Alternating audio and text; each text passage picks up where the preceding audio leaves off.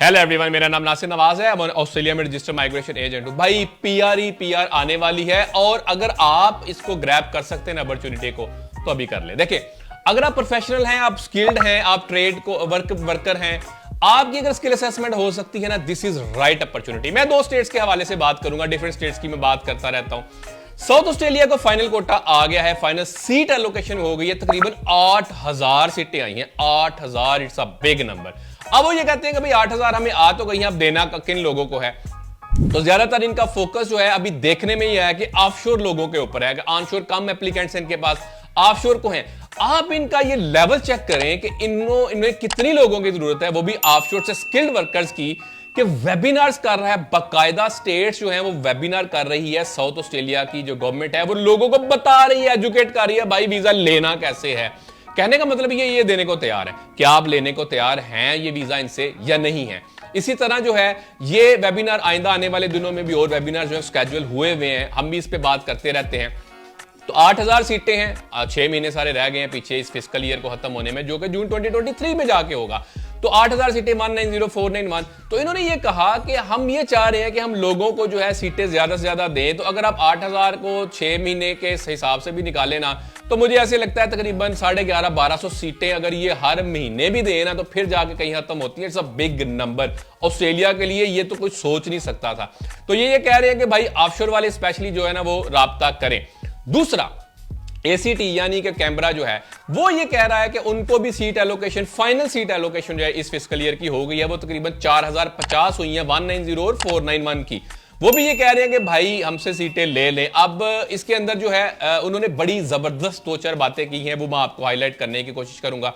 उन्होंने ये कहा जो ऑफशोर एप्लीकेंट्स हैं, ये एप्लीकेंट्स हैं, उनके लिए होना बहुत जरूरी है कि वो काम कर रहे हो करंटली जब आपने अप्लाई किया है और जब आपको इनविटेशन भी दिया गया हो। मिसाल के तौर पे आपने ये कि आपने जो है मैट्रिक सिस्टम में भी अप्लाई किया जाके, लेकिन अभी आप काम नहीं कर रहे, आपका प्री इनविटेशन आया, आप काम नहीं कर रहे, तो भाई ये फेल होगा, ये आपको इनविटेशन नहीं आने का।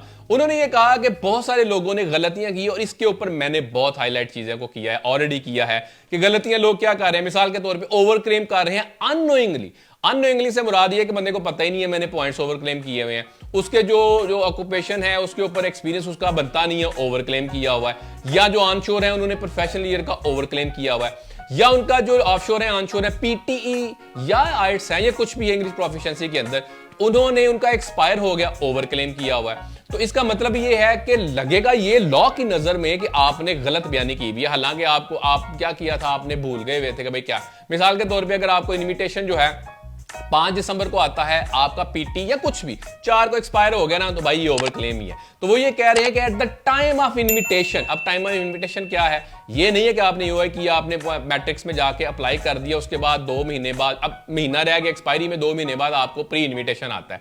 अब प्री इनविटेशन के टाइम के ऊपर भी चीजें एक्सपायर थी, या प्री इनविटेशन के बाद थोड़ी देर बाद भी चीजें एक्सपायर होने वाली हैं, तो भाई वो ये कहते हैं जब हम आपको फाइनल इनविटेशन दें तब आपकी चीजें वैलिड होनी चाहिए, क्योंकि एवरीथिंग सीज इज देयर।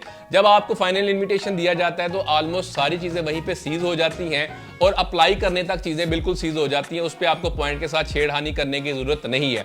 तो ये एसीटी ने कहा है।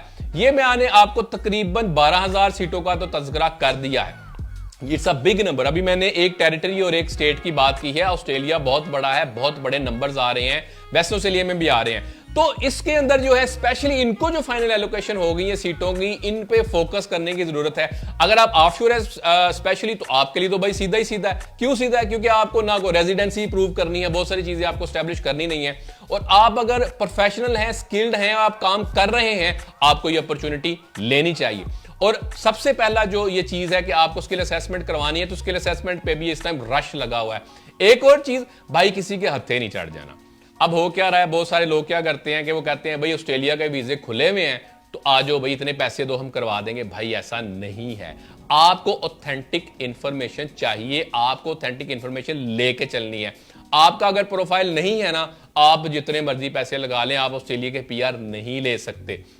इसीलिए हमेशा एक प्रोफेशनल एडवाइस लें, वो आपको बता देगा, ये बता देगी कि भाई आपका एलिजिबिलिटी क्राइटेरिया है, आप बनता है या नहीं बनता। मिसाल के तौर पे एक बंदा है ही 45 से ऊपर, तो इसका कैप ही एज कैप 45 है, तो भाई इससे ऊपर आप बेशक 50 लाख लगा ले, आपको ये जनरल स्किल माइग्रेशन में आप फिट इन नहीं आते तो नहीं आते। इन चीजों से बचना है। तो Australia is opening it's door, already हो चुके हैं, आइंदा आने वाले दिनों में बहुत सारे होंगे।